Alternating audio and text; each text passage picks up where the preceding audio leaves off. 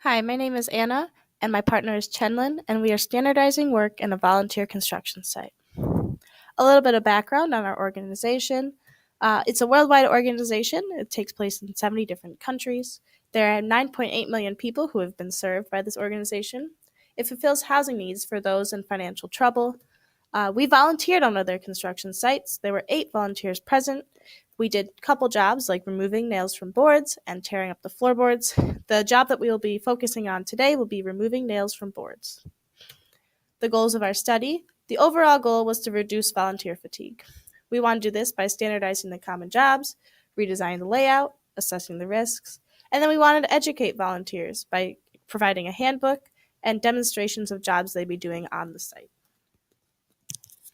In this study, we have used three methods, and the first one is SketchUp, to evaluate the layout of construction site, reach and travel distances for volunteers along the construction line.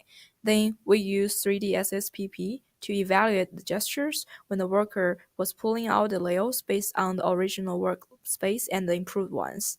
Then last, we use mode apps to determine the normal time to remove 10 normal nails and 1 abnormal nail from a board before and after we change the workplace layout. First, it's the SketchUp. Here is our first SketchUp for the original layout. As you can see, everything is spread out and disorganized. In the corner are the buckets with the tools used for this task. To remove the layers from the board, first, we place the small wood pieces under the boards. Second, use a hammer to punch the nail through the board. Third, to flip the board over and pull the nails out using a pry-bar. Then toss the nails on the ground, which can often be a safety problem. Last, put the board in the corner. Then for our improved layout, we have organized the space better and included height adjustable tables. Now a worker can enter the space, hang up their belongings, grab their safety gear, and head to either station. The heater has been moved to avoid burning injuries. In both stations, the tools are moved underneath, and the clamps are used to keep the board from moving. Also, boxes have been added for the rails, so they are not on the floor. The first station is where you punch the nails through, and the table has a slit to allow the nails to go completely through the boards.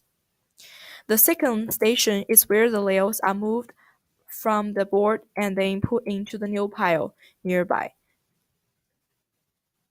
We can find out for the two layout, our improved layout is more safer and more reorganized, and it can reduce the fatigue by using the tables. This picture is from our construction site where we used a 50th percentile female for the 3D SSPP analysis. These photos show the worker in the current layout, and these next photos show the worker in the improved layout. As you can see from the table, the percent MVC was reduced significantly with the improved layout, so the worker experiences less localized fatigue. Our MODUPS analysis started with retrieving the nailed board from a pile of boards and ended with putting the board in a different pile, then resting. While the actions in the improved layout require more time in setup, we believe it will reduce the amount of rest required after each board.